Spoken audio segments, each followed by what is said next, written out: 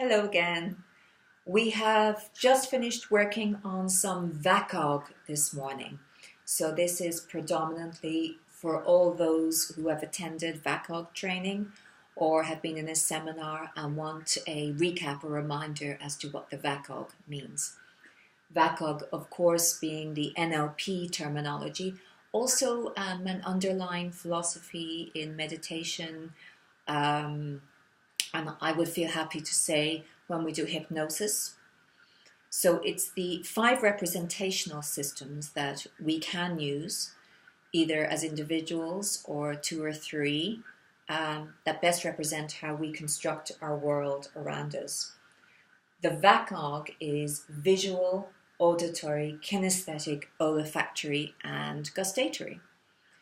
And that refers to seeing, hearing, feeling, smelling, and tasting. It doesn't just refer to those physical acts, okay?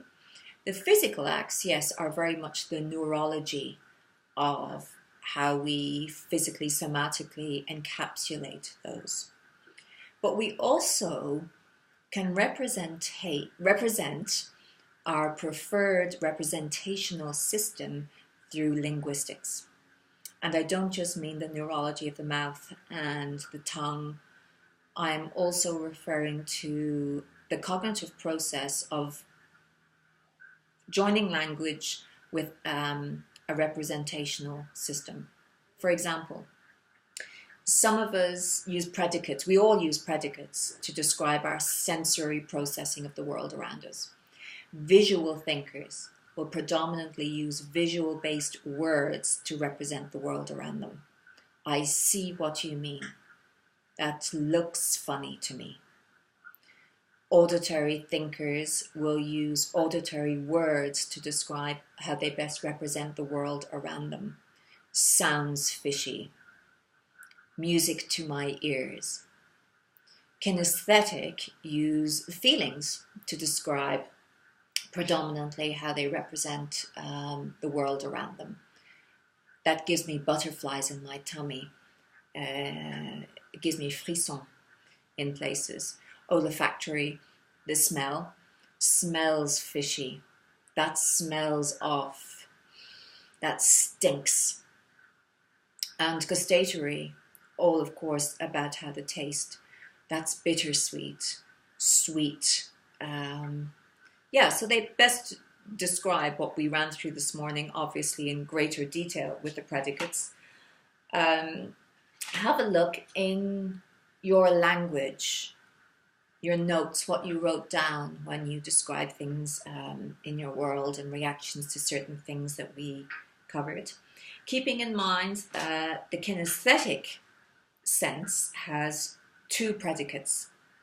One that is primary, which is movement, temperature, and pressure.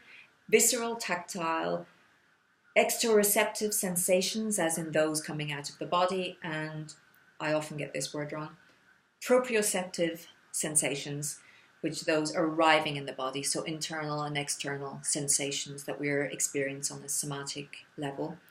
And then there is a meta-emotional level. How we kinesthetically are processing and internally and externally processing emotions. So kinesthetic, 2 sets of predicates there.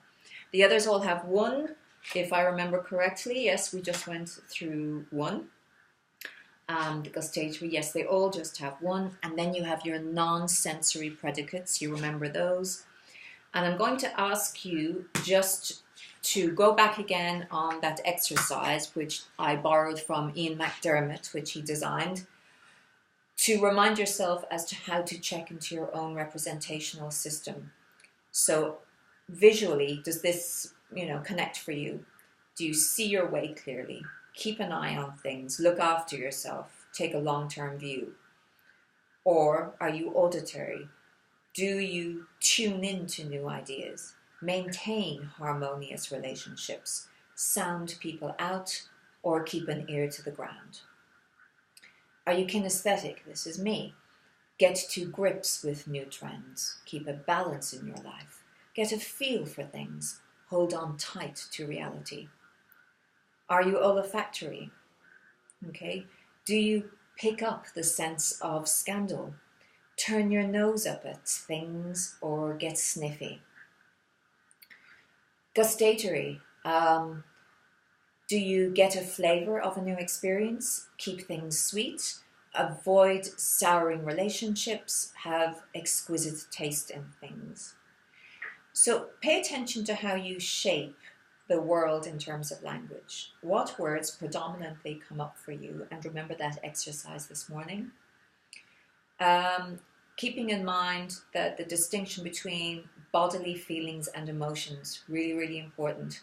Bodily feelings or sensations are what we experience directly through our nervous system. Okay? Pressure. Is it heavy or light? Temperature, hot, warm or cold? Humidity, dry, moist or wet? Texture, rough, smooth?